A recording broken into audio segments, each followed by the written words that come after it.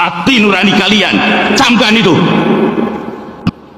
Saya tidak butuh jaksa yang tidak bermoral. Yang saya butuhkan adalah jaksa yang pintar, bermoral, dan berintegritas. Keluar kalau kalian tidak lakukan itu. Camkan apa yang saya katakan. Rasa keadilan tidak ada dalam buku, tidak ada dalam teks undang-undang, melainkan ada dalam hati nurani kalian. Camkan itu. Demi Allah, ada dua malaikat saya. Ya Allah, Mas Aiman, tanya ke ibu-ibu itu. Demi Allah, ada dua malaikat yang mencatat. Seandainya saya bohong, saya mendapatkan ini, kafir saya keluar dari Islam. Penting juga. Dari mana bilang tidak ada? Bukan, tadi sepertinya berkembang soal masalah ini begitu masuk begini jadi berantakan. Enggak berantakan. Yang kita lihat. Ini masalah keadilan. Karena masalah keahlian dari tiga orang ini memiliki keahlian di bidang masing-masing, ya berkembang silahkan, nggak apa-apa. Bukan karena uang, bukan karena uang dan tidak ada uang. Jadi tolong itu penting disampaikan. Jangan dikan. Bung Arif. Kita sendiri mengeluarkan pribadi. Kantor saya juga digunakan. Jadi bukan cuma kantor Egy Sujana. Kantor saya ini digunakan juga. Prokes di saya, makan di tempat saya juga. Penting ini. Boleh jadi Anda jujur, Bung Azam? Sangat jujur ini. Iya. Anda selama setahun ini habis berapa sih? Oh ya, kalau dihitung, waduh berapa banyak sekali. 1 M pribadi. Oh enggak. Kita nggak bicara M lah. Ratusan juta. Ya oke lah, ratusan. Itu ratusan juta. Iya. Dan itu uang pribadi Anda. Pribadi. Demi Allah, ada dua malaikat saya. Ya Allah, Mas Aiman, tanya ke ibu-ibu itu. Demi Allah, ada dua malaikat yang mencatat. Seandainya saya bohong, saya mendapatkan ini, kafir saya keluar dari Islam. Bung Aiman. Kurang tegas gimana ini? Kurang jujur gimana? Jadi duit pribadi. ratusan juta rupiah. Iya, dari kalau Anda dihitung pribadi. ya, bergulirnya waktu. Jadi bukan 1 tahun, lebih bergulir kita ketemu makan bersama. Misalnya seperti bus waktu ke Solo. Oh itu waktu sumbangan ya, sumbangan Arif ya. Sumbangan. Ya, sumbangan. Patungan semua. Luar biasa lah ini. Jadi kalau misalnya ditunjuk ada dana, yang ngomong begitu itu mulutnya kurang ajar. Ingat, sampaikan kepada masyarakat, saya siap untuk ladeni ya dengan taruh nyawa. Sudah waktunya masyarakat harus mulai. Hukum dipermainkan. Saya akan hadapi dengan taruhan nyawa. Siapkan regu tembak dan peti jenazah kalau mau kriminalisasi saya, karena saya pasti akan melawan. Sebagai putra Tamalaki, saya siap untuk melawan terus. Ingat, lihat bagaimana mungkin hakim bisa dipesan putusannya. Bagaimana mungkin hakim yang digaji oleh negara pakai uang rakyat bisa-bisanya hanya bisa menipu masyarakat. Ini saya Guntur Lareba, aktivis hukum pejuang kebenaran. Dari mimbar Mahkamah Kebenaran saya siap bertanggung jawab. Sekarang ini ya masyarakat banyak yang divonis belum tentu bersalah. Ya hanya dengan gampang mereka bilang salah input. Ya salah input berarti banyak salah input selama ini. Jadi saya siap bertarung. Ya ingat. Kalau rakyat diminta bawa ijazah pas daftar kerja, tapi kalau presiden ditanya ijazah pas sudah jadi mantan. Semua bermula dari Bambang Trimulyono yang menuduh ijazah Jokowi palsu. Akibatnya ia dijatuhi hukuman 6 tahun penjara karena menyebarkan berita bohong dan ujaran kebencian. Tapi belakangan netizen bilang, kalau nggak palsu kenapa nggak dibuka aja Pak? Akhirnya Rabu kemarin, Pak Jokowi menunjukkan ijazah SD sampai sarjana kehutanan di hadapan awak media. Tapi ada syaratnya, jangan difoto, jangan divideoin. Setelah ijazahnya dipelototin awak media, Pak Jokowi juga dicecar soal kacamata di foto ijazah. Soalnya dari zaman nyalon wali kota sampai duduk manis di istana, nggak pernah tuh ada jejak kacamata nangkring di wajah beliau. Jawaban beliau santai. Pak Jokowi cerita kalau kacamatanya udah pecah, minus kecil, jadi nggak usah dipakai lagi. Terus ditambah bonus cerita keluarga tentang 2 anaknya Gibran dan Kaisang yang dulu juga berkacamata tapi sekarang udah lasik. Jawaban seorang family man yang visioner banget ya. Nggak cuma klarifikasi ijazah tapi cerita soal orang-orang di rumah. Kalau kata Pak Mahfud MD, UGM nggak usah ikut ribet soal ijazah Jokowi, kan UGM bukannya memalsukan, tapi yang bikin ngelus dada sambil nyari minyak angin faktor usia. Pak Mahfud juga bilang, andai saja ijazah Jokowi palsu, keputusan dia sebagai presiden tetap sah. Come on. Tapi kalau dipikir-pikir boleh juga pemikiran Pak Mahfud. Kan Pak Mahfud pernah jadi anak buah Pak Jokowi. Sementara itu pihak UGM bilang data Jokowi ada, arsip lengkap, tidak ada pemalsuan. Ijazah ada, data lengkap, tapi kenapa nggak ditunjukin aja? Biar nggak bikin orang curiga. Perkara ijazah satu orang bikin perdebatan panjang. Ngalahin misteri harta karun Taman Gober. Bisa aja saya.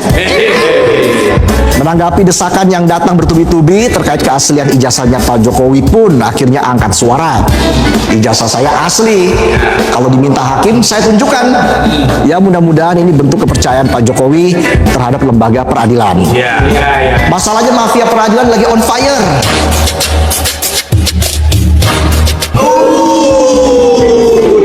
Jakarta keren. Kalau rakyat diminta bawa ijazah pas daftar kerja, tapi kalau presiden ditanya ijazah pas sudah jadi mantan. Udah kayak orang gagal move on. Putusnya udah lama, tagihan 21 masih jadi pembahasan. Balik lagi ke surat tadi ya, nah ini menarik juga urutan-urutannya ya. Peraturan KPU itu, ini ternyata ditetapkan di Jakarta tanggal 9 Oktober 2023 dan waktu itu Ketua Komisi Pemilihan Umumnya itu masih Hasyim Asyari dan itu disebutkan diundangkan di Jakarta pada tanggal 13 Oktober 2023 dan di situ Nah, halo Sobat Politik, kembali lagi bersama saya di channel ini. Nah, Sobat Politik, kita telah mengetahui bersama bagaimana sebuah cuplikan video yang sangat menarik dan tentunya ini terkait dari kasus ijazah Joko Widodo. Nah, Sobat Politik, kita melihat dalam sebuah cuplikan video dalam analisis ini, kita melihat akhirnya misteri yang selama ini diperbincangkan banyak orang. Siapa sangka ijazah Jax yang akhirnya alasan daya bertahan sampai sekarang, baru saja sekarang semuanya terungkap ke publik. Bahkan Sobat Politik, kita melihat pihak-pihak penting sudah turun tangan langsung untuk mengusut dan mengadili kasus ini. Nah Sobat Politik, ada fakta-fakta mengejutkan yang belum banyak orang tahu. Untuk itu jangan pernah lewatkan video ini supaya kita tidak ketinggalan informasi selanjutnya. Nah Sobat Politik, di sini banyak komentar dan tanggapan netizen daripada cuplikan video ini. Dan kita akan melihat bagaimana komentar-komentar para netizen tersebut. Nah, Sobat Politik, di sini disampaikan oleh Adi Tarigan, pemerintah sekarang lebih banyak omon-omon. Komentar selanjutnya disampaikan oleh Arif Saputra, penjilatnya orang-orang bodoh, dipermudah uang padahal tahu uang itu dari tipu-tipu. Nah, Sobat Politik, di sini disampaikan oleh Nida Halim, sadarlah semua para pejabat yang zalim dan hidup tak ada yang abadi, jujurlah. Nah, Sobat Politik, disampaikan di sini oleh Dahrul Hadi, kesombongan akan hancur, kita tunggu saja, pasti yang jujur menang. Di sini disampaikan oleh Apotekarias Adilijo Sijokodo dan tutunan serta termu-termunya yang menghabisi duit negara atau rakyat. Disampaikan di sini oleh Roysi, saya percaya kalau kubu Bang Roy Suryo CS itu pada amanah karena beliau punya iman. Disampaikan di sini oleh Arema, Indonesia dia dihukum rimba, siapa kuat yang uangnya banyak yang menang. Sobat Politik, disampaikan di sini oleh Amelia, hukum berlaku hanya untuk orang-orang yang tidak punya duit. Di sini juga disampaikan oleh Bang Reni, benar-benar orang sakit luar biasa. Nah, Sobat Politik, disampaikan di sini oleh Budi Santosa, hanya Allah dan rakyat yang bisa mengadili si Jax. Hukum sudah impoten di negeri ini, tajam ke bawah, tumpuk ke atas, kuasa dan uangnya yang menang. Di sini juga disampaikan oleh Dadi Widodo dari mobil SMK. Dari pernyataan Gibran tidak berpolitik, rasa ragu kejujuran JKW. Di sini disampaikan oleh Bang Bowo, ini baru-baru hakim hebat, menjunjung keadilan dan kebenaran. Di sini disampaikan oleh Rumadi Utami, predikat setelah menjadi mantan presiden Jokowi raja korupsi, Jokowi raja pembohong.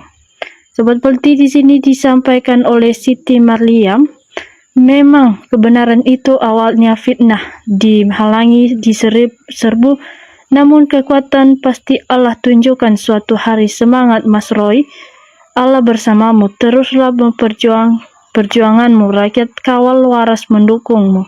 Semoga Allah SWT akan cepat memberi keadilan.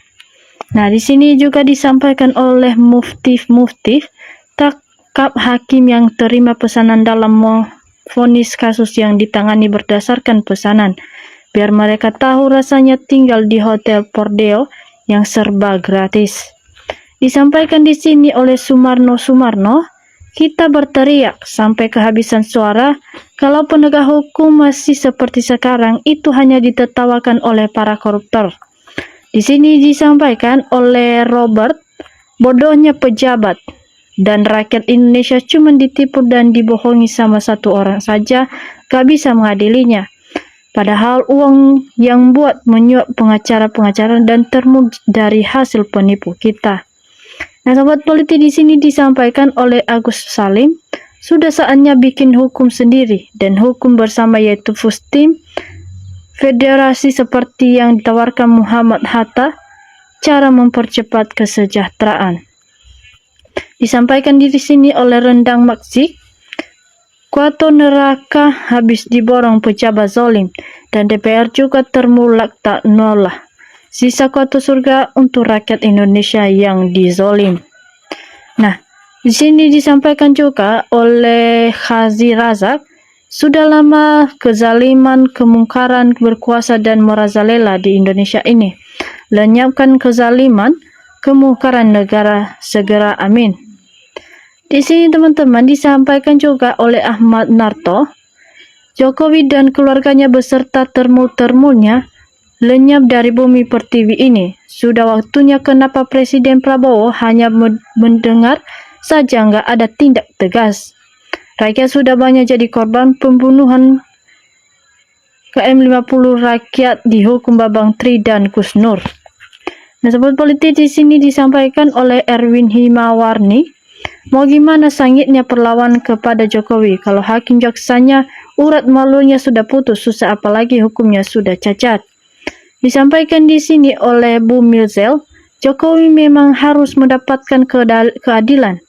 Salah atau benar, Jokowi harus berani mendatangi pengadilan untuk membuktikan iklan klaim bahwa ijazahnya asli. Kalau sembunyi terus, pasti masyarakat akan mencurigai bahwa Roy Suryo yang benar. Kasihan anak-anaknya nanti, pasti tidak dapat simpati publik karena takut seperti bapaknya yang tertutup. Nah, di sini disampaikan oleh Subangyo terkait pendidikan dan ijazah Gibran, KPU dan MPR harus bertanggung jawab. Disampaikan juga di sini oleh Erwin Basmadi, bagaimana mau dilangsirkan orang setiap Gibran turun lapangan rakyat, berbondong-bondong datang menyalami meskipun rakyat dimobilisasi. Nah, Sobat Politik, di sini disampaikan oleh Alatozi, emang sindikat maling menipu dari awal, semua skenario busuknya udah kebaca dari mobil tipu-tipu insinyur. UGM jujur sederhana, anak nggak tertarik politik, belak-belakan taunya satu keluarga ngebrolan isinya makhluk-makhluk paling rakus dan nggak punya malu dungu ponga, nggak ada aturan biadab. Di sini juga disampaikan oleh Marse Boyd, Pak Jaksa kalau tidak bisa adili penegak hukum yang benar, ingat ya Pak Hakim, kalau tidak adil ancamannya dari Allah yaitu neraka. Ingat pasti menghadapi mati siantar. Di sini disampaikan oleh Anti Termul TV, Pak Jaksa harus tegakkan keadilan. Di sini juga disampaikan oleh Enar Nahria, ambil alih Pak Jenderal, biar cepat selesai, rakyat biar nggak gaduh. Pak Azam jangan ladeni Rasman, capek-capek ini aja. Hayu Pak Hakim yang jujur, kami mendoakanmu cepat proses Jokowi dan Gibran. Disampaikan juga di sini oleh Darusman, hakim penegak hukum tidak ada gunanya. Maling-maling aja tuh habiskan uang rakyat. Termul itu temannya setan, cinta dunia, dan selagi Jokowi masih banyak duit, dia tetap mati-matian bela Mas Jas. Di sini disampaikan oleh Mitch Kazaya, kata kuncinya apakah Pak Prabowo berani mengadili Jokowi dan Gibran karena diduga Jokowi dan mengetahui kelemahan Pak Prabowo. Pastinya Jokowi tidak mau masuk bui sendirian. Nah, sobat politik, itu saja komentar-komentar daripada netizen. Jangan lupa saksikan video kita selanjutnya supaya kita tidak ketinggalan informasi yang lebih menarik. Sekian dari saya, salam NKRI.